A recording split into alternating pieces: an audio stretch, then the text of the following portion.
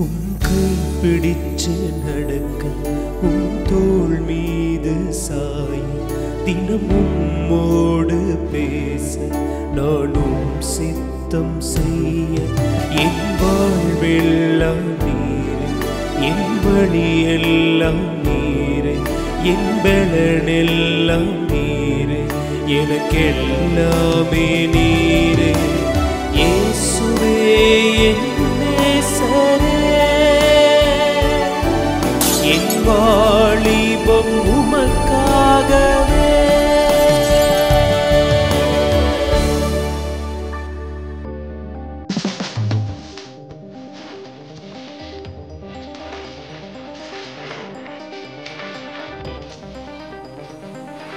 ரேம mission இயக்கத்தின் மூலமாக உங்களை சந்திக்கிறதுல எனக்கு ரொம்ப சந்தோஷம். இப்பயும் இந்த தங்கையின் கேள்வி நிகழ்ச்சியில நம்ம கூட பேசுறதுக்காக எபன் அக்கா வந்திருக்காங்க. ஹலோ அக்கா. Hi breeze. அக்கா, நிறைய வாலிபர்கள் அவங்களோட வாழ்க்கையை ஆண்டவருக்குன்னு ஒப்பு கொடுத்து நல்லா ஜெபிச்சு அவங்களோட ஸ்பிரிச்சுவல் லைஃப் ரொம்ப சூப்பராக போய்கிட்டு இருக்கோம். ஆனால் ஏதோ ஒரு சூழ்நிலையில் அவங்க ஃப்ரெண்ட்ஸோட சேர்ந்து பாவம் செஞ்சிருவாங்க அக்கா. ஆண்டவர் அவங்களுக்கு உணர்த்துவார், நீ செஞ்சது பாவம் அப்படின்னு. அப்போ அந்த பாவத்துலேருந்து வெளியில் வரணும்னு முயற்சி செய்வாங்க. ஆனால் பிசாசு, நீ இவ்வளோ பெரிய பாவம் செஞ்சுட்ட, நீ எப்படி ஆண்டுகிட்ட போக முடியும், அவர் எப்படி உன்னை மன்னிப்பாரு அப்படின்னு சொல்லி குற்றப்படுத்தி பின்மாற்றத்தில் விழ வச்சிருவாங்கக்கா. இப்படி மாத கணக்கு அவங்க பின்மாற்றத்திலேயே விழுந்து கிடப்பாங்கக்கா. இப்படிப்பட்ட வாலிபர்கள் ஆண்டவர்கிட்ட வர முடியுமாக்கா? நிச்சயமா பிரீஸ், ஆண்டவர்கிட்ட வர முடியும். ஒண்ணு முதல்ல நல்லா புரிஞ்சுக்கணும், அது என்ன அப்படின்னு சொன்னா, பிசாசு நம்மளை குற்றப்படுத்துவான். ஆனா பரிசுத்த ஆவியானவர் நமக்கு பாவ உணர்வை கொடுத்து ஆண்டவர்கிட்ட மறுபடி கொண்டு வந்து சேர்த்துருவார். இன்னும் தெளிவா சொல்லணும்னா பிரீஸ், பிசாசு சொல்லுவான், ஏ நீ பாவம் செஞ்சுட்ட, இவ்வளவு பெரிய பாவத்தை கடவுள் மன்னிப்பாரா, நீ பாவி நீ பாவி நீ பாவி, நீ ஆண்டவர்கிட்ட எல்லாம் வரவே முடியாது, இவ்வளவு பெரிய பாவம், ஐயோ அப்படின்னு சொல்லி நம்மளை குற்றப்படுத்தி ஐயோ நம்ம ஆண்டவர்கிட்டே போக முடியாது போலயே அப்படிங்கிற எண்ணத்தை பிசாசு கொடுப்பான். ஆனா பரிசுத்த ஆவியானவர் பாவத்தை குறித்தும் நீதியை குறித்தும் கண்டித்து உணர்த்துகிறவர்னு பைபிள் சொல்லுது இல்ல. அதனால அவர் நம்மள பாவத்தை குறிச்சு நீதியை குறிச்சு கண்டிச்சுதான் உணர்த்துவாங்க. நீ செஞ்சது பாவம்னு கண்டிச்சு உணர்த்துவாங்க. ஆனா அந்த கண்டிப்பு ஆண்டவருக்கு நேரம் நம்மளை வழி நடத்திரும். பிசாசு குற்றப்படுத்தி நம்மளை தங்க வச்சிருவான், பின்மாற்றம் அடைஞ்சு ஒரே இடத்துல இருக்க வச்சிருவான்.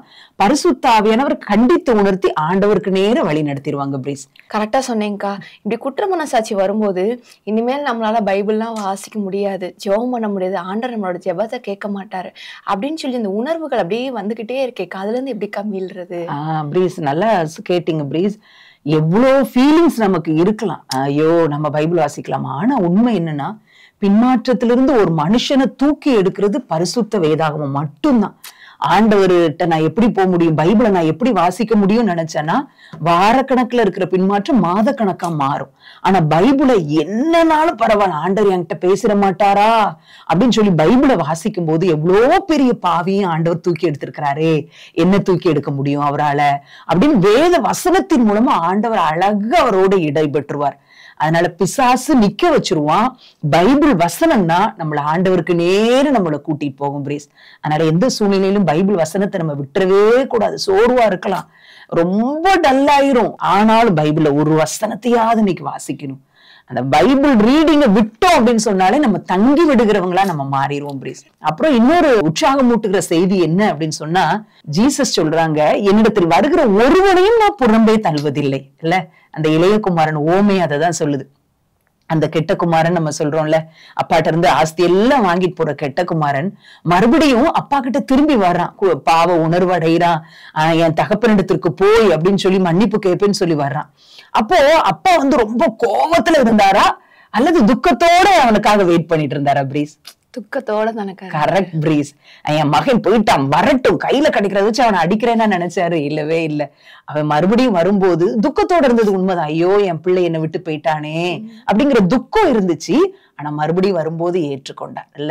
இன்னைக்கும் ஒருவேளை இந்த வார்த்தையை கேட்டுக்கொண்டிருக்கிற யாருனாலும் பாவத்தினால இந்த மாதிரி ஒரு சூழ்நிலையில நான் விழுந்துட்டேனே, இனிமே நான் ஆண்டவர்கிட்ட வர முடியுமா நினைக்கிறவங்களுக்கு ஆண்டவர் உற்சாகப்படுத்தி சொல்கிற வார்த்தை என்னன்னா, நீங்க செஞ்ச காரியம் அவருடைய இருதயத்தை துக்கப்படுத்தினது உண்மைதான். ஆனா இன்னைக்கும் அவர் 2 கரம் நீட்டி உங்களுடைய வருகைக்காக மறுபடியும் நீங்க அவங்க கிட்ட வரணும்னு சொல்லி காத்து கொண்டிருக்கிறாங்க. இன்னைக்கே அலமாரியில வச்சு உங்க பைபிளை தூசி தட்டி எடுத்து வாசிக்க ஆரம்பிங்க. ஆரம்பிங்க. ஜீவனுள்ள வார்த்தை நிச்சயமா உங்க கூட பேசும். உங்க பின்மாற்றத்திலிருந்து உங்களை வெளியே கொண்டு வரும். உங்கள் மேல ஆண்டவர் கோபமா இல்ல, துக்கத்தோடு தான் இருக்கிறாரு. ஆனா நீங்க மீண்டு வரும்போது உங்களை அன்போடு அணைத்துக் கொள்வார். ரொம்ப அழகா சொன்னீங்கக்கா. ஆனா இப்படி பின்மாற்றத்தில் விழுந்த வாலிபர்கள் நினைப்பாங்க, பாவம் செய்யறதுக்கு முன்னாடி ஆண்டவர் என்னை ரொம்ப அதிகமா நேசிச்சாரு, என் ஜெபத்தெல்லாம் கேட்டு எனக்கு பதில் கொடுத்தாரு. இப்ப நான் பின்மாற்றத்தில் விழுந்துட்டேன், பாவம் செஞ்சுட்டேன், திரும்ப நான் ஆண்டர்கிட்ட போறேன், மன்னிப்பு கேட்கிறேன், ஆண்டவர் என்னை பழையபடியே நேசிப்பாரா அப்படின்னு சொல்லி ஒரு கேள்வி அவங்களோட உள்ளத்துல இருக்குக்கா. கட்டாயம் பிரீஸ். ஆமா, அப்படி சில நம்ம எண்ணங்கள் ஃபீலிங்ஸ் வரலாம் கட்டாயம். பைபிள்ல கூட நம்ம தாவீதை பாக்குறோம். அவங்க பாவம் செஞ்சு விழுந்து போயிடுறாரு. 51ஆம் சங்கீதத்தை எழுதுறாங்க. ஆண்டவர் மறுபடியும் என் தாசனாகிய தாவீதுன்னு தான் சொல்றாங்க. பைபிள் முழுசும் ஒரு குட் நியூஸ் என்னன்னா, அப்பா தாவீதை மறந்துடுறாங்க. ஆனா பைபிள்ல 1083 முறை என் தாசனாகிய தாவீது, என் தாவீது அப்படின்னு சொல்லி ஆண்டவர் சொல்றதை பார்க்க முடியும் பிரீஸ். அதாவது ஆண்டவர் நம்முடைய பாவத்தை, அறிக்கையிட்ட பாவத்தை முதுகுக்கு பின்னால எரிந்து விடுகிறாருன்னு பைபிள்ல ஒரு வசனம் சொல்லுது. இன்னொன்னு கடலின் ஆழத்துல போட்டுறாராம். இன்னொரு சயின்டிபிக் ஒரு ட்ரூ உண்டு. அது என்னன்னா, கடல்ல ஒரு குறிப்பிட்ட ஆழம் வரைக்கும் தான் நம்ம ஒரு வீடியோவோ என்ன இருக்குன்னு பார்க்கணும். குறிப்பிட்ட ஆழத்துக்கு கீழே என்ன போனாலும் அது அப்படியே ஒண்ணுமே இல்லாம ஆயிரும். அதனாலதான் ஆண்டவர் சொல்றாங்க, கடலின் ஆழத்துல போட்டுட்டேன். ஒரு தேவ மனிதர் சொல்றாரு, நீ என்ன பாவம் செஞ்ச, ஆண்டவர் மன்னிச்சுட்டாரான்னு உனக்கு கவலை எல்லாம் வேண்டாப்பா. ஆண்டவர் கடலின் ஆழத்துல போட்டுறாரு, முதுகுக்கு பின்னா எரிஞ்சிட்டு ஒரு ஸ்டாண்ட் வச்சு ஒரு போர்டு வச்சிடறாரா, இதை தோண்டி பார்க்காதே அப்படின்னு சொன்னாரு. உண்மையா நல்லா இருக்குல்ல? நம்ம தான் மறுபடியும் எடுக்கிறோம். இல்ல, அவர் முதுகுக்கு பின்னாடி போட்டாரு. பழைய அன்போட மனுஷர் நம்ம ஒரு பாவம் செஞ்சிருந்தோம்னா, இப்படி செஞ்சவன் தானே அப்படின்னு தான் சொல்லுவான்.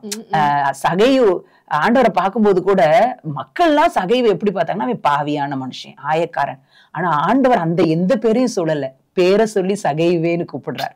மனுஷன் பாவி, ஆயக்காரன் அப்படிதான் நினைக்கிறாங்க. ஆண்டவர் அதெல்லாம் பாக்குறதே இல்லை. புதுசா அதே அன்போட அவர் நேசிக்கிற தேவனா இருக்கிறாரு பிரீஸ். அப்ப நம்ம சந்தேகமே பட தேவையில்ல, ஆண்டவர் என்னை நேசிக்கிறாரா அப்படின்னு சொல்லிட்டு. என்னக்கா? ஆமா பிரீஸ், ஆண்டவருடைய அன்பை சந்தேகமே பட வேண்டியதில்லை. நம்ம மனம் திரும்பி ஆண்டர்கிட்ட சாரி டேடி, இனிமே நான் இந்த தப்பை நான் பண்ண மாட்டேன்னு சொல்லி நம்ம ஒப்பு கொடுக்கும் போது அவர் நம்மளை ஏற்றுக்கொள்கிற தேவனா இருக்கிறாருக்கா. ஆமா, மறுபடியும் திடீர்னு விழலாம் ஒரு பாவத்துல, ஆனாலும் தூக்கி எடுக்கிறதுக்கு தேவனுடைய வல்லமை இருக்குது. விழுந்த பாவத்திலே திரும்ப விழாதபடிக்கு என்னக்கா செய்யணும்? விழித்திருந்து ஜெபிக்க வேண்டியதுதான். ஆண்டவரே, நான் இப்படி ஒரு பாவத்துலதான் நான் விழுந்தேன், மறுபடியும் நான் விழுறதுக்கு வாய்ப்பு இருக்குது ஆண்டவரே. என்னுடைய சுய பலனால நான் வெற்றி அடைவானான்னு தெரியல, இதுல விழாம இருப்பனான்னு தெரியல, உங்க பரிசுத்த ஆவியானவரின் துணையை எனக்கு தாங்கன்னு கேட்கும் போது பரிசுத்த ஆவியானவர் நம்மளை அழகா வழி நடத்தி கொண்டு போயிருவாங்க பிரீஸ். ரொம்ப அழகா சொன்னீங்கக்கா. இதை கேட்டுக்கொண்டிருக்க வாலிபர்களுக்கு நிச்சயமா இது பிரயோஜனமா இருக்கும்க்கா. ஒரு நிமிஷம் அதை பார்த்து கொண்டிருக்க வாலிபர்களுக்காக ஜெபம் பண்ணுவோமாக்கா? கட்டாயம் பிரீஸ், ஜெபம் பண்ணிடலாமா? ஜெபம். என்னிடத்தில் வருகிற ஒருவனையும் நான் புறம்பே தள்ளுவதில்லை என்று சொன்ன எங்கள் அன்பின் தெய்வமே, நாங்கள் உம்மை துதிக்கிறோம். நீர் மாறாதவர் அப்பா, நேற்றும் இன்றும் அப்பா என்றென்றும் உம்முடைய அன்பு மாறாதது. ஒருவேளை இந்த நிகழ்ச்சியை பார்த்து கொண்டிருக்கிற யாரேனும் பாவத்தின் பிடியில ஆண்டவரே உளையான சேற்றுல விழுந்து கிடந்து என்னை எழுப்ப யாராலும் என்னை தூக்கி எடுக்க முடியாதுன்னு சொல்லி பின்மாற்றத்தோடு சோர்ந்து போய் இருப்பார்கள் என்றால், ஆண்டவருடைய வார்த்தை இப்பொழுது அவர்களுக்கு நேராக கடந்து செல்லட்டும் ஐயா. சேற்றில் இருக்கிற அவர்களை தூக்கி எடுப்பீராக, பின்மாற்றத்தின் உச்சத்தில் இருக்கிற அவர்களை தூக்கி எடுப்பீராக. நான் மீண்டும் அதே அன்போடு உன்னை நேசிக்கிறேன் என்ற சத்தத்தை அவர்கள் கேட்கப்படுவீராக என்று சொல்லி ஜெபிக்கிறோய்யா. உடைய வேத வசனத்தினால் அவரை உயிர்ப்பிப்பீராக என்று சொல்லி ஜெபிக்கிறோய்யா. ஆண்டவரே, என்னை உயிர்ப்பியும் என்று சொல்லி சங்கீதக்காரன் கதறுகிறது போல யாரெல்லாம் உடைய சமூகத்தில் ஆண்டவரே மீண்டும் என்னை உயிர்ப்பிக்க மாட்டீரோ என்று சொல்லி கதறுகிறாங்களோ அவர்கள் மத்தியில தேவன் இறங்கி அவர்களை ஆளுகை செய்து ஆண்டவரே மீண்டும் உற்சாகமான ஆவி அவர்களை தாங்கும்படி செய்யுங்கப்பா. அப்படியே நீ செய்ய போறதற்காக ஸ்தோத்திரம். பெரிய காரியங்களை செய்யுங்க. இயேசுவின் மூலம் ஜெபிக்கிறேன் நல்ல பிதாவே, ஆமேன்.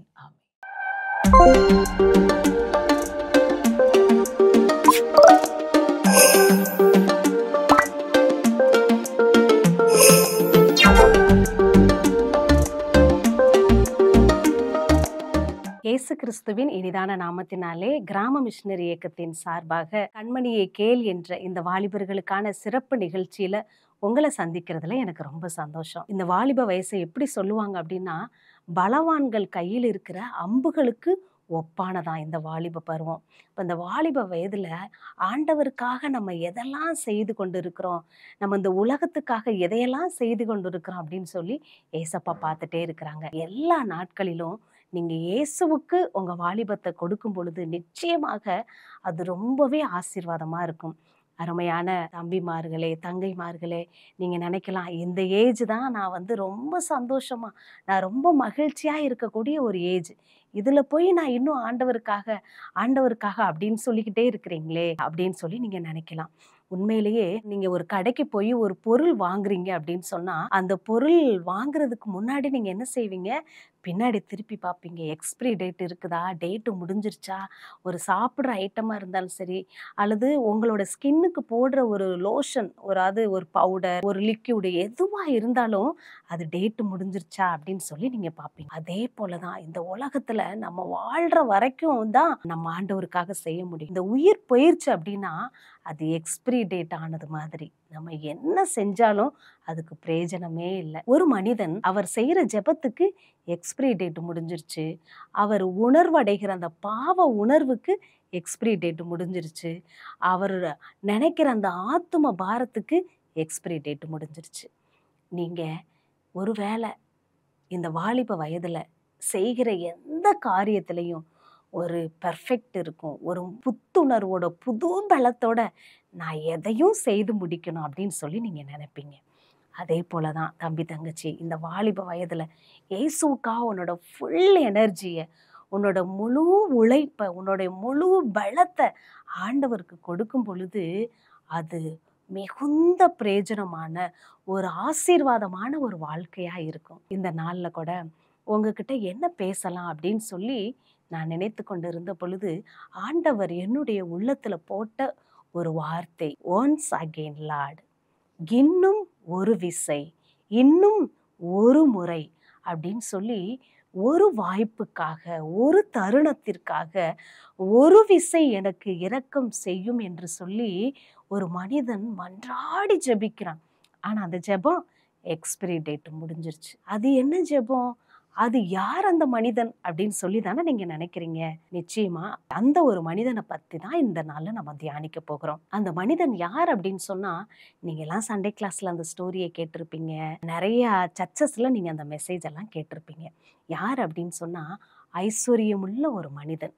இயேசு கிறிஸ்து இந்த பூமியில வாழ்ந்தப்ப சீஷர்களிடத்துல பேசும் பொழுது வரும் காரியங்களை குறித்து நிறைய ஓமைகளினால அவங்கள்ட்ட சொல்லிக்கொண்டே இருப்பார், எச்சரித்து பேசிக்கொண்டே இருப்பார், நிறைய காரியங்களை விளக்கி காட்டிக்கிட்டே இருப்பார்.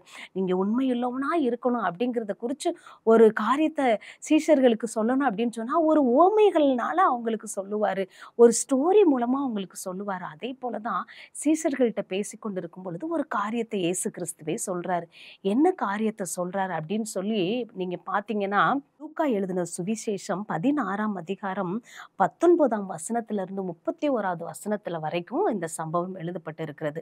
ஐஸ்வர்யம் உள்ள ஒரு மனிதன் வாழ்ந்தான்.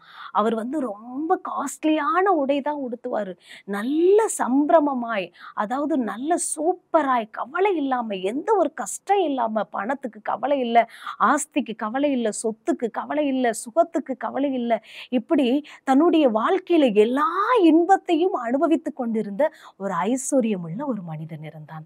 ஆனா அதே இடத்துல லாசரு அப்படிங்கிற ஒரு ஏழை மனிதன் இருந்தான், ஒரு தரித்திரமுள்ள ஒரு மனிதன் இருந்தான். அவனுக்கு உதவி செய்யறதுக்கு ஒருவனும் இல்லாத, எல்லாராலும் தள்ளப்பட்ட, புறக்கணிக்கப்பட்ட, உதவி செய்வதற்கு யாரும் இல்லாத ஒரு மனிதன் அந்த இடத்துல வாழ்ந்து கொண்டிருந்தான். இந்த ஐஸ்வர்யம் உள்ள மனிதன் எப்பயுமே சந்தோஷமா இருந்திருப்பான். அவனுக்கு குறை அப்படின்னு ஒண்ணுமே இருந்திருக்காது. அவனுக்கு பணம் இருக்கு, பணத்தை வச்சு என்னனாலும் அவன் செய்திருந்திருக்கலாம். இந்த லாசரு தன்னுடைய ஒருவேளை சாப்பாட்டுக்கு கூட வழி இல்லாம அந்த ஐஸ்வர்யவான் வீட்டு வாசல் அருகே கிடந்தான். ஏழை லாசரு எப்படி இருந்தாரா, அந்த ஐஸ்வர்யவான் சாப்பிட்டு கொண்டு இருக்கும் பொழுது அவருடைய மேஜையிலிருந்து கொஞ்சமாவது சாப்பாடு விழாதா, ஒரு துணிக்கையாவது கீழே விழாதா, அதை நான் சாப்பிட்டு என்னோட பசியை நான் ஆத்திக்கிருவேன் அப்படின்னு சொல்லி அந்த லாசர் எப்பயுமே அந்த ஐஸ்வர்யவனோட மேஜைய சாப்பிடுகிற அந்த இடத்த அவனுடைய கண்கள் நோக்கி கொண்டே இருக்குமா. ஏன்னா அவனோட சரீரத்துல பருக்கள் நிறைந்ததா இருக்கு, புண்கள் நிறைந்து நாற்றம் எடுத்த ஒரு சரீரமா இருக்கு. நீ வீட்டுக்குள்ள வந்து சாப்பிடு அப்படின்னு சொல்லி யாருமே கூப்பிட்டு இருக்க மாட்டாங்க. போறவங்க வர்றவங்க அவனுக்கு என்ன ஏதுன்னு விசாரிச்சிருக்க மாட்டாங்க. இப்படி ஒதுக்கப்பட்ட நிலையில, தள்ளப்பட்ட நிலையில, கவனிப்பார் அற்ற நிலையில கிடந்த இந்த லாசரு அந்த இடத்துல வாழ்ந்து கொண்டிருந்தான். இந்த ஐஸ்வர்யமுள்ள ஒரு மனுஷன், கார் பங்களா வசதியோட 4 பேர் போனா அவனை சல்யூட் அடிச்சிருப்பாங்க. வாங்கய்யா, வணக்கம் சார், எப்படி இருக்கிறீங்க அப்படின்னு சொல்லி இந்த ஐஸ்வர்யமுள்ள ஒரு மனிதனை நிறைய பேர் விசாரிச்சிருந்திருப்பாங்க. நிறைய கூட்டம் அவருக்கு இருந்திருக்கும். சொந்த பந்தங்கள், உறவுகள் அப்படின்னு சொல்லி நிறைய பேர் அவனை மதிக்கக்கூடியவங்க இருந்திருப்பாங்க. நல்ல ஒரு வாழ்க்கை வாழ்ந்து கொண்டிருந்தான். ஒரு நாள் அந்த ஐஸ்வர்யமுள்ள மனிதன் மரித்து போயிடுறாரு.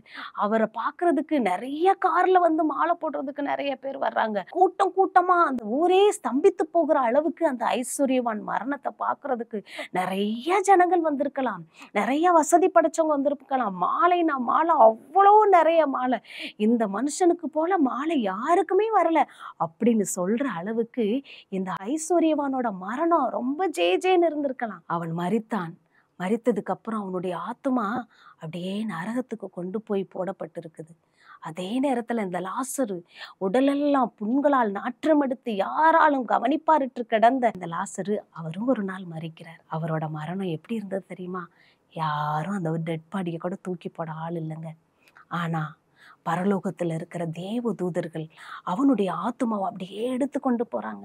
அப்படியே எடுத்துக்கொண்டு போகும் பொழுது அந்த லாசரோட ஆத்துமா அவ்வளோ சந்தோஷமா இருக்கு, பிரைட்டா இருக்கு. அவரோட முகமெல்லாம் ஜொலிக்குது, தேவ தூதர்களை போல இருக்கிறாரு. அப்படியே ஆபிரகாமோட மடியில கொண்டு போய் விடப்படும். அப்ப இந்த நரகத்துல இருக்கிற இந்த ஐஸ்வர்யவான் கண்களை ஏறிட்டு பாக்குறாரு. அந்த வசனம் சொல்லப்பட்டு இருக்கிறது லூக்கா எழுதின சுவிசேஷம் 16வது அதிகாரம் 24வது வசனத்தை அருமையான வாலிப தம்பி, தங்கச்சி, பெரியவங்க நீங்க யார் வீட்டுல இருந்தாலும் பைபிளை திறந்து இந்த வசனத்தை நீங்க ஒரு நிமிஷம் வாசிச்சு பாருங்களேன்.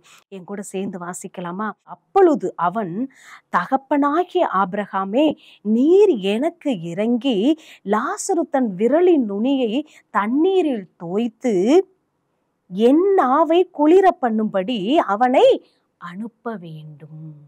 இந்த ஐஸ்வர்யவானுடைய ஜெபத்தை பாருங்களேன். என்னுடைய நாக்கு வறண்டு போய் இருக்குது, நான் இந்த அக்கினியில ரொம்ப வேதனைப்பட்டு கொண்டு இருக்கிறேன். என்னுடைய நாக்கை குளிர பண்ணும்படி அந்த லாசரு ஆபிரகாமோட மடியில இருக்கிறாரே, பரதேசியில இருக்கிறாரே, அவனுடைய விரலின் நுனியை தொட்டு எனக்கு ஒரு சொட்டு தண்ணி கொடுக்க சொல்லுங்க அப்படின்னு சொல்லி அவர் கெஞ்சி மன்றாடுகிறத ஆண்டவர் எழுதி வைத்திருக்கிறார். என்னுடைய நாவை குளிர பண்ணும்படி அவனை அனுப்ப வேண்டும், அனுப்ப வேண்டும். அக்கினி ஜுவாலையில நான் வேதனைப்படுகிறேனே, எனக்கு அனுப்புங்க, நீங்க அனுப்ப வேண்டும் அப்படின்னு சொல்லி ஒரு வேண்டுதல், ஒரு ஜெபத்தை வைக்கிறத நம்ம பாக்குறோங்க. இந்த ஐஸ்வர்யவான் நரகத்துல இருந்து இந்த ஜெபிக்கிற இந்த ஜெபத்துக்கு ஒரு நல்ல ஆன்சர் கிடைக்கவே இல்லை பாருங்களேன். இவ்வளோ வேதனைப்படுகிற ஒரு வேதனையோடு, கண்ணீரோடு, அவன் மன சஞ்சலத்தோடு கூட அந்த நரகத்துல இருந்து ஏறெடுக்கிற அந்த ஜெபத்திற்கு எக்ஸ்பிரி டேட் முடிஞ்சு போயிட்டுங்க. அவனுடைய ஜெபம் காலாவதி ஆயிட்டு, அந்த ஜெபத்துக்கு பதில் தர முடியல. ஆபிரகாம் என்ன சொல்றாரு, நான் வந்து உனக்கு உதவி செய்யற அளவுக்கு எங்களுக்கு உனக்கு ஒரு பெரிய பிளவு இருக்கிறது, நாங்க வந்து ஒரு ஹெல்ப் உனக்கு பண்ண முடியாது அப்படின்னு சொல்லிட்டாரு. பாருங்க, இந்த பூமியில வாழ்ந்திருக்கும் பொழுது அவனுக்கு ஜெபிப்பதற்கு நிறைய வாய்ப்புகள் இருந்தது. அவன் ஜெபிக்கணும் அப்படின்னு நினைச்சா அவனுக்கு நிறைய சூழ்நிலைகள், அவன் ஜெபிக்கிறதுக்கு சமயங்களும் சூழ்நிலைகளும் ஒரு சூப்பரான ஒரு வாய்ப்பை ஏற்படுத்தி கொடுத்திருந்திருக்கலாம். அவன் சந்தோஷமா தான் வாழ்ந்திருக்கிறான், அவன் ஆசீர்வாதமானவனா வாழ்ந்திருக்கிறான், அவனுக்கு நிறைய நேரங்கள் கொடுக்கப்பட்டு இருக்குது, அவனுக்கு ஜெபிப்பதற்கு நிறைய தருணங்கள் கிடைத்திருக்கலாம். ஆனா ஜெபிப்பதற்கோ அவனுக்கு மனமே இல்லைங்க. அவன் நரகத்திலிருந்து ஜெபிக்கிறான், நரகத்திலிருந்து கெஞ்சுறான், நரகத்திலிருந்து எனக்கு ஒரு சொட்டு தண்ணீராவது தாங்க அப்படின்னு சொல்லி கேட்கிறான். அவனுடைய ஜெபத்துக்கு பதிலே இல்லைங்க. ஐஸ்வர்யவானுக்கு எதுக்கு தண்டனை கிடைச்சிச்சு தெரியுமாங்க? அவர் பெரிய பாவத்தை செஞ்சாரு, யாருக்குமே அவர் உதவி செய்யல. எனக்கு சூழ்நிலைகள் எல்லாம் என்னை ஆசீர்வாதமா வைத்திருந்தும் நான் மத்தவங்களுக்கு உதவி செய்யாம இருந்தேனே, இவ்வளவு வசதிகளும் வாய்ப்புகளும் கிடைத்த பொழுது அந்த வாய்ப்பை நான் பயன்படுத்தாம போனேனே, அதுக்காக தான் அந்த தண்டனைங்க. இன்னைக்கு நாம அந்த உலகத்துல குடும்பத்துல நல்ல சந்தோஷமா வாழலாம். எத்தனை பேருக்கு அந்த வாய்ப்பு கிடைக்காம இருக்கலாம். உங்களோட பேரண்ட்ஸ் எல்லாம் உங்களை ரொம்ப சந்தோஷமா வச்சிருக்கலாம். உங்களுக்கு நல்ல பேரண்ட்ஸ் ஆண்டவர் உங்களுக்கு கொடுத்திருக்கலாம். எதுக்காக தெரியுமா? நீங்க இயேசுவுக்காக ஏதாவது ஒண்ணு செய்வீங்க. சமயம் கிடைக்கும் பொழுது ஏசப்பாவுக்காக நீங்க ஏதாவது செய்வீங்க, நீங்க ஜெபிப்பீங்க அப்படின்னு சொல்லி நம்பிதான் உங்களுக்கு இவ்வளோ அருமையான பெற்றோரை கொடுத்திருக்கிறாங்க. இவ்வளவு ஆசீர்வாதமா ஆண்டவர் உங்களை வச்சிருக்கிறாரு தெரியுமா? ஆண்டவருக்காக நீங்க ஒவ்வொரு நாளும் எதை நீங்க செய்து கொண்டிருக்கிறீங்க? அருமையான வாலிப தம்பி தங்கச்சி, இந்த உலகத்துல நம்ம வாழ்ற வரைக்கும் தான் நம்ம இயேசுவுக்காக ஏதாவது செய்ய முடியும். நம்ம வாழ்ற வாழ்க்கை நிச்சயமே இல்லாத ஒரு வாழ்க்கை. அடுத்த நிமிஷம் நம்ம உயிரோட இருப்போமா அப்படின்னு சொல்லி தெரியாது. இப்பொழுது நடந்து கொண்டு இருக்கிற ஒவ்வொரு காரியத்தை பார்க்கும் பொழுது ஒவ்வொரு காரியமும் நான் நேத்து இருந்தவங்களே இன்னைக்கு பார்க்க முடியல. ஃப்ளைட்ல வானத்துலதான் பறக்குது, எந்த ஒரு ஆபத்தும் வராது அப்படின்னு சொல்லி சந்தோஷமா தான் எல்லாரும் ஃப்ளைட்ல டிராவல் பண்றாங்க. ஆனா டேக் ஆஃப் ஆகி 3 நிமிஷத்துல ஃப்ளைட்ல இருக்கிற எல்லாரும் கருகி சாம்பலாகி போயிடுறாங்களே. சாப்பிட்டுட்டு நம்ம போய் படிக்க போவோம் அப்படின்னு சொல்லி தான் ஹாஸ்டலுக்கு சாப்பிட்றதுக்கு நிறைய பிள்ளைங்க வந்தாங்க. ஆனா அங்க வந்து ஃப்ளைட் ஆக்சிடென்ட் ஆகும்னு அவங்க நினைச்சு பார்த்துருப்பாங்களா? இல்லையே. அப்ப மரணம் யார எப்ப எங்க சந்திக்கும் அப்படின்னு சொல்லி தெரியாது. ஒரு குயவன் தன்னுடைய கையில வைத்திருக்கிற அந்த பச்சை களிமண்ணை எப்படியாவது குத்தி பிசைஞ்சு மிதிச்சு தனக்கு பிரியமான ஒரு பாத்திரமா அவனால வணைந்து கொள்ள முடியும். ஆனா அதே களிமண் சுடப்பட்ட நிலையில போயிருச்சு அப்படின்னு சொன்னா அந்த குயவனால ஒண்ணுமே பண்ண முடியாது. அது உடைஞ்சு போயிருச்சுன்னா அதை தூர எரிந்துதான் போட முடியும். அதே போலதான் நம்முடைய வாழ்க்கையில உயிர் இருக்கிற வரைக்கும் தான் ஆண்டவரே என்னை மன்னிச்சிருங்க அப்படின்னு சொல்லி ஆண்டவரிடத்துல நம்ம கெஞ்ச முடியும். நம்ம பாவ உணர்வடைய முடியும். மத்தவங்களுக்கு நம்ம சுவிசேஷத்தை சொல்ல முடியும். ஆனா அதே நேரம் நம்முடைய உடம்பு விட்டு உயிர் போயிருச்சு அப்படின்னு சொன்னா நம்ம எவ்வளவுதான் பிரயாசப்பட்டாலும் எவ்வளவுதான் மனம் கசந்து அழுதாலும் அதுக்கு பிரயோஜனமே இல்லை. அந்த சுட்ட களிமண்ணை போல நம்முடைய வாழ்க்கையில உயிர் இல்லாம போயிருச்சு அப்படின்னு சொன்னா நம்ம எவ்வளவு பிரயாசப்பட்டாலும் அது வீணாய் போய்விடுமே. இதுதான் ரட்சணிய நாள். இதுதான் நமக்கு கிடைத்திருக்கிற ஒரு கிருபையின் காலம். இதுதான் உங்களுக்கு கிடைத்திருக்கிற அனுக்கிரக காலம். இந்த காலத்தை பயன்படுத்திக்கோங்க தம்பி. இந்த காலத்தை பயன்படுத்திக்கோங்க தங்கச்சி. ஒருவேளை இந்த வாய்ப்பு இனிமே உங்களுக்கு கிடைக்காம போயிடலாமே. இப்படிப்பட்ட தருணம் உங்களுக்கு இனிமே கிடைக்காம போயிடலாமே. நரகத்திலிருந்து ஒரு ஐஸ்வர்யம் உள்ள மனுஷனுடைய கதறல் அப்படியாக இருக்கிறதே. ஓ லார்ட், ஒன்ஸ் அகெயின் லார்ட், எனக்கு இன்னும் ஒரு விசை ஒரு தருணம் கொடுப்பீரா?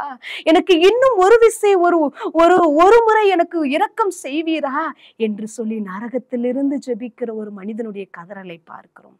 பாருங்க எவ்வளவு கொடுமையான ஒரு இடம் அந்த நரகம். நீங்க இதை வாசித்து பாருங்க. நீங்க ஆண்டவரை விட்டு தூரம் போய் கொண்டு இருக்கிறீங்களா? பாவத்தோடு நீங்க போராடி கொண்டே இருக்கிறீங்களா? ஐயோ இந்த பாவத்தை என்னால விட முடியவில்லையே என்று சொல்லிக்கொண்டு கதறிக்கொண்டு இருக்கிறீங்களா? இந்த ஐஸ்வர்யவான நினைச்சு பாருங்க. எனக்கு கொடுக்கப்பட்ட தருணம் ஒருவேளை முடிந்து விடலாம், நான் நாளைக்கு உயிரோட இருப்பேனா அப்படின்னு சொல்லி எனக்கு தெரியாது. ஆனா இந்த தருணத்தை நான் பயன்படுத்தி கொள்ளுவேன் அப்படின்னு சொல்லி கிடைக்கிற வாய்ப்பை நீங்க பயன்படுத்துங்க. உங்க ஃப்ரெண்ட்ஸ்கிட்ட மன்னிப்பு கேட்கணும்னு தோணுதா? உங்களுக்கு விரோதமா நீங்க பேசி கசப்போட இருக்கிறீங்களா? உடனே நீங்க மன்னிப்பு கேட்டுருங்க. சாரின்னு நீங்க சொல்லிருங்க. ஏன்னா பரலோகத்தை மிஸ் பண்ணிடக்கூடாதுல்ல. அந்த பரலோகத்தை அதனால இழந்து விடக்கூடாதுல்ல. யாருக்கிட்டையாவது நீங்க கோவமா பேசியிருந்தீங்கன்னா அவங்கள்ட்ட சாரின்னு நீங்க சொல்லிருங்க. உங்க வீட்டுல பேரண்ட்ஸை மதிக்காம கீழ்ப்படியாம இருக்கிறீங்களா? நீங்க உயிரோட இருக்கிற வரைக்கும் தான் உங்க பேரண்ட்ஸ்க்கு ஹெல்ப்பா இருக்க முடியும். நீங்க சொல்லிருங்க, அம்மா அப்பா என்னை மன்னிச்சிடுங்க, நிறைய தடவை நான் புரிந்து கொள்ளாம உங்களை நான் ரொம்ப மிஸ் பண்ணிருக்கிறேன் அப்படின்னு நீங்க சொல்லிருங்க. அவங்க எவ்வளவு உங்களை கஷ்டப்பட்டு வளர்த்திருப்பாங்க. சின்ன குழந்தையில இருந்து எவ்வளவு தியாகம் பண்ணியிருப்பாங்க, எவ்வளவு கண்ணீர் சிந்திருப்பாங்க, எத்தனை உழைப்பை உங்களுக்கு கொடுத்திருப்பாங்க, எத்தனை பணத்தை உங்களுக்கு செலவு பண்ணியிருப்பாங்க. ஏன் உங்க பேரண்ட்ஸ் கிட்ட உங்களுக்கு சாரி கேட்கறதுக்கு மனசு வரல? உங்க பேரண்ட்ஸை மதிக்கிறதுக்கு ஏன் மனசு வரல? ஏன் உங்களுக்கு கீழ்ப்படுகிறதுக்கு உங்களுக்கு மனசு வரல? பாவத்துக்கு மன்னிப்பை கேட்டுட்டோம்னா எவ்வளோ பெரிய சந்தோஷமா இருக்கும். அந்த வாழ்க்கை எவ்வளோ இன்பமா இருக்கும். யோசிச்சு பாருங்க. ஏன் குற்ற மனசாட்சியோட வாழ்ந்து கொண்டு இருக்குன்னு என்னுடைய பாவத்தை மன்னிக்கிற இயேசு கிறிஸ்து இருக்கிற தண்டனை எதுக்காக கிடைக்குது தெரியுமா? நீ இவ்வளோ பெரிய மகா பெரிய குற்றவாளி, நீ இவ்வளவு பெரிய பாவத்தை செஞ்சுட்ட, அக்கிரமத்தை பண்ணிட்ட, அதுக்காக தான் உனக்கு பெரிய நரக தண்டனை அப்படின்னு ஆண்டவர் சொல்ல மாட்டாருங்க. இப்படிப்பட்ட பாவ தண்டனைக்கு பரிகாரத்தை செய்த ஆண்டவராகிய இயேசு கிறிஸ்து ஒருவர் தான் என்பதை தெரிந்தும், ரட்சிக்கக்கூடிய தெய்வம் அவர் ஒருவர் தான், சிலுவையில கடைசி சொட்டு ரத்தத்தையும் சிந்தி என்னுடைய பாவத்திற்காக மரித்த தெய்வம் இயேசு கிறிஸ்து ஒருவர் தான் என்பதை தெரிந்தும் அவரை ஏற்றுக்கொள்ள மனசே இல்லாம இருக்கீங்க பாத்தீங்களா? அவரை ஏற்றுக்கொள்வதற்கு, அவரிடத்துல மன்னிப்பு கேட்பதற்கு தருணம் கிடைத்தும் அதை பயன்படுத்தாம இருக்கிறீங்க பாத்தீங்களா? அதனாலதான் தண்டனைங்க. அவர் இரக்கமும் உருக்கமும் நீடிய சாந்தமும் மிகுந்த கிருபையும் உள்ள தேவன். அவர் தீங்குக்கு மனஸ்தாபப்படுகிறவர். என்ன அக்கினி கடல்ல போட மாட்டாரு, என்ன நரகத்துல போட மாட்டாரு. அவர் அன்புள்ள தேவன் அல்லவா, அவர் இரக்கமுள்ள தேவன் அல்லவா அப்படின்னு சொல்லி மாத்திரம் நீங்க நினைச்சிடாதீங்க. ஒரு நாள் மரணத்திற்கு பிறகு அவரை சந்திக்கும் பொழுது அவரை நியாயாதிபதியாய் நம்ம சந்திக்க போகிறோம். அப்பாவா அவரை நம்ம சந்திக்க மாட்டோம். ஆண்டவரை ஒரு நியாயாதிபதியாய், நீதியுள்ள ஒரு நியாயாதிபதியாய் ஒரு நாள் அவரை சந்திக்க போகிறோம். அப்ப இரக்கமே கிடையாதுங்க. இந்த பூமியில எதை விதைத்தோமோ அதற்கான பலனை தான் நாம் அனுபவிக்க முடியும். நம்ம எதை விதைத்து கொண்டு இருக்கிறோம்? தீமையான காரியத்தை யோசிச்சு யோசிச்சு தீமைகளை விதைத்தால் அதற்குரிய பலனை தான் நாம் அறுவடை செய்வோம். நன்மையானவைகளை யோசித்து யோசித்து நம்ம அன்புள்ளவர்களாய் இருந்தால் அதற்குரிய பலனை தான் நம்ம அறுவடை செய்வோம். வாலிப தம்பி தங்கச்சி, இந்த வார்த்தையை கேட்டுக்கொண்டு இருக்கிற உன்னுடைய வாழ்க்கையில ஆண்டவர் வரணும்னு சொல்லி விருப்பப்படுறாரு. உனக்கு நிறைய வாய்ப்புகள் ஆண்டவர் கொடுத்திருக்கிறாரு. நீ ஒருவேளை இவ்வளவு நாள் அதை தட்டி கழிச்சிருக்கலாம், அதை அசாதாரணமா நீ நினைச்சிருக்கலாம். இன்னைக்கு அப்படி நினைச்சிடாதீங்க. இதுதான் ஒரு ரட்சணிய நாள், இது ஆண்டவர் கொடுத்திருக்கிற ஒரு வாய்ப்பு, இது எனக்கு ஆண்டவர் கொடுத்திருக்கிற ஒரு தருணம் அப்படின்னு சொல்லி நீங்க நினைங்களேன். கடவுள் சொன்னாராம் தேவதூதனை பார்த்து, எப்பா இந்த பூமியில போய் சுத்தி பார்த்து எது விலையேற பெற்றதோ அதை நீ கொண்டு வா அப்படின்னு சொன்னாராம். அப்ப தேவதூதன் வேகமா இந்த பூமிக்கு வந்தாராம். எல்லா மனிதர்களையும் பாக்குறாராம்.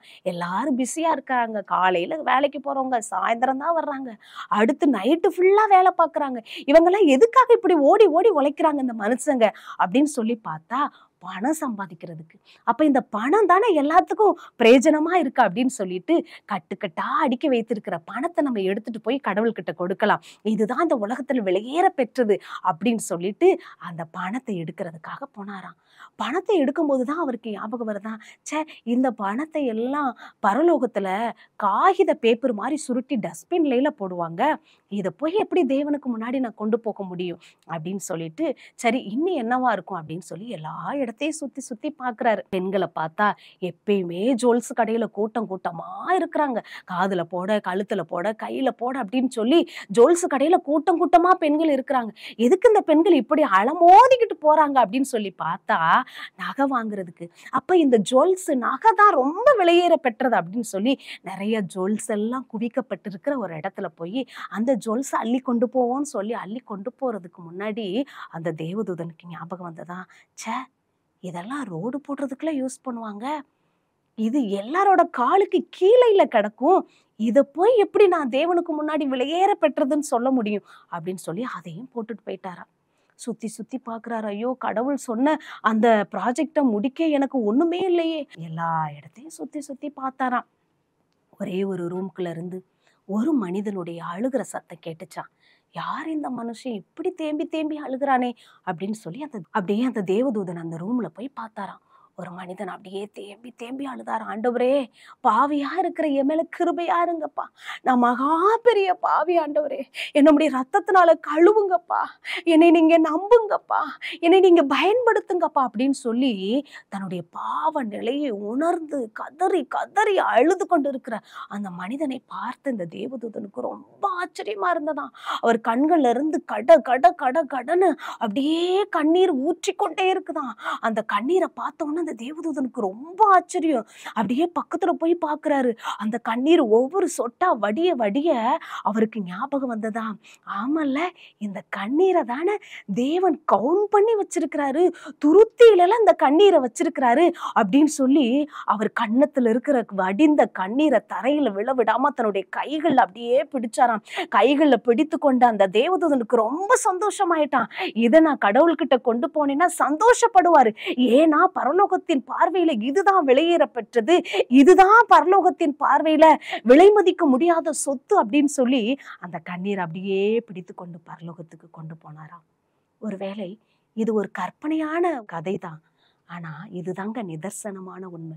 நம்ம இந்த பூமியில எதையெல்லாம் விலையேறப்பட்டது, எதையெல்லாம் விலை மதிக்க முடியாது, ஜுவல்ஸ் தான், தங்க தான், நகை, பணம், இதுதான் நம்ம சேர்த்து வைக்கணும் அப்படின்னு சொல்லி எந்த காரியத்தை நம்ம நினைச்சு இதுதான் இந்த பூமியில சொத்து, அழியாத சொத்து அப்படின்னு சொல்லி நம்ம நினைத்து ஓடிக்கொண்டு இருக்கிறோமோ, அது பரலோகத்தின் பார்வையில் குப்பையாக எண்ணப்படுகிறது.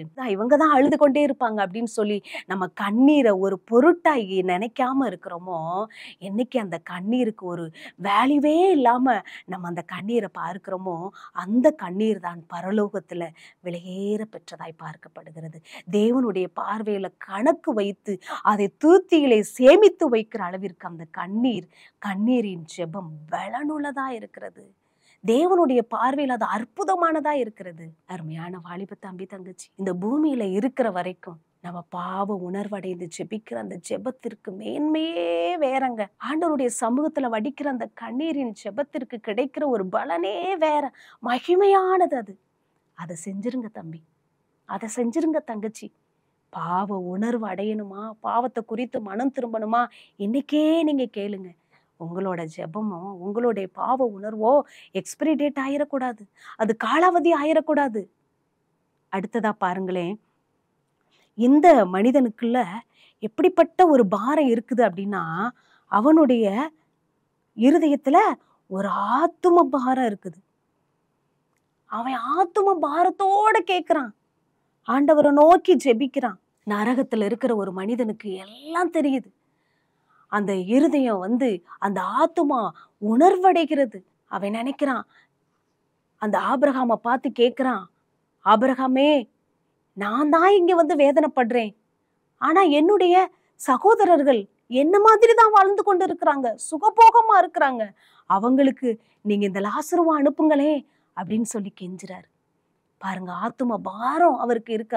அந்த என்னுடைய சகோதரர்கள் 5 பேர் இந்த நரகத்துக்கு அவங்க வந்துடவே கூடாது, இந்த நரகத்துல நான் தான் வேதனைப்படுறேன், அவங்களாவது இந்த நரகத்துக்கு வராம இருக்கணுமே, நீங்க இந்த லாசருவை அனுப்புங்க, லாசருவை மிஷினரியா நீங்க அனுப்புங்க. இந்த பூமிக்கு ஒரு மனிதன் இறந்ததுக்கு அப்புறம் இந்த உலகத்துல சுவிசேஷம் சொன்னா எல்லாரும் கேட்பாங்க, எல்லாரும் நம்புவாங்க. தயவு செஞ்சு அந்த லாசருவை என்னுடைய சகோதரர் இடத்துல நீங்க அனுப்புங்க அப்படின்னு சொல்லி கேட்கிறான். அப்ப ஆபிரகாம் சொல்றாரு, ஏப்பா, அந்த பூமியில மோசேயும் தீர்க்கதரிசிகள் இருக்கிறாங்க, நிறைய ஊழியர்கள் இருக்கிறாங்க, நிறைய மிஷினரிகள் இருக்கிறாங்க. ஏன் இந்த ஆமேன் வில்லேஜ் டிவி, இந்த டிவி மூலமா டெய்லி செய்திகள், வெரைட்டியான ப்ரோக்ராம் இருக்கு, இது ஒரு மிஷினரியா எல்லா இடங்களுக்கும் கடந்து செல்லுது, நிறைய இருக்குதுப்பா சுவிசேஷம் அறிவிக்கிறதுக்கு. அவங்க சொல்லி நம்பல அப்படின்னா இந்த பரலோகத்துல இருந்து ஒருவன் மரித்ததுக்கு அப்புறம் உயிரோட எழுந்து போனாலும் அவங்க நம்ப மாட்டாங்க அப்படின்னு சொல்றாரு. இவன் கேட்கிற ஒவ்வொரு காரியத்துக்கும் அங்க பதில் இல்லை. நோ, ஜெபத்துக்கு நோ, பாவ உணர்வுக்கு நோ, அவனுடைய ஆத்தும பாரத்துக்கு நோ. ஐயோ, ஆத்தும பாரத்தோட இருக்கானே, நான் லாசருவை அனுப்பி விடுறேன்னு சொல்லலங்க. அங்க பதில் ஒண்ணுமே இல்லை. அருமையான வாலிப தம்பி தங்கச்சி, உங்களுக்கு கிடைத்திருக்கிற நிறைய நேரங்கள், உங்களுக்கு கிடைத்திருக்கிற நிறைய வாய்ப்புகள் எல்லாவற்றையும் யாருக்காக நீங்க பயன்படுத்தி கொண்டு இருக்கிறீங்க? அழிந்து போய் கொண்டு இருக்கிற ஒவ்வொரு இந்த உலக காரியங்களுக்காக உங்க டைமை நீங்க வேஸ்ட் பண்ணிக்கிட்டு இருக்கிறீங்களா? சமயம் வாய்த்தாலும் வாய்க்கா விட்டாலும் திருவசனத்தை ஜாக்கிரதையாய் பிரசங்கம் பண்ணுன்னு சொன்னாங்களே, இந்த கிறிஸ்தவர்களா இருக்கிற இயேசுவை அறிந்திருக்கிற நம்ம ஒவ்வொருத்தருடைய மேல விழுந்த கடமை சுவிசேஷம் அறிவிக்கிறதுப்பா. ஆத்தும பாரம் இந்த பூமியில இருக்கும் பொழுது நமக்கு வரணுமே. ஆத்தும பாரம் மத்தவங்களுக்கு இயேசுவை பத்தி சொல்லணும் அப்படிங்கிறது இந்த பூமியில உயிரோட இருக்கும் பொழுதே வரணுமே. ஒருவேளை உங்களுக்கு இல்லைன்னா, ஆண்டவரே, என் கூட இருக்கிற ஃப்ரெண்ட்ஸுக்கு உங்களை பத்தி நான் சொல்லிடுறேன்ப்பா, எங்க பக்கத்து வீட்டுல இருக்கிறவங்களுக்கு நான் உங்களை பத்தி சொல்லிடுறேன்ப்பா, அந்த நரகத்துக்கு வந்துடக்கூடாதே அப்படின்னு சொல்லி அந்த ஆத்தும பாரம் இந்த பூமியில இருக்கும் பொழுதே நமக்கு வரணுங்க. நீங்க ஆசீர்வாதமா இருக்கணும், நீங்க சந்தோஷமா இருக்கணும், நீங்க செய்யறதெல்லாம் வாய்க்கணும் அப்படின்னு சொல்லி பிரசங்கம் பண்றதுக்கு எனக்கு ரொம்ப ஆசைதாங்க. ஆனா ஆண்டவரை, எனக்கு இந்த ஒரு வார காலமாக இந்த ஐஸ்வர்யவானை பத்தி பேசணும் பேசணும் பேசணும் அப்படின்னு சொல்லி ஆண்டவர் எனக்கு உணர்த்தி கொண்டே இருக்கார், உணர்த்தி கொண்டே இருந்தார். உங்களை ரொம்ப ஆண்டவர் நேசிக்கிறதுனாலதான், உங்களுக்காக ஆண்டவர் கடைசி சொட்டு ரத்தத்தையும் சிந்தி உங்களை மீட்டெடுத்தாரே, அந்த அன்பின் தெய்வம் உங்களுக்காக அவர் துடித்து கொண்டே இருக்கிறார்.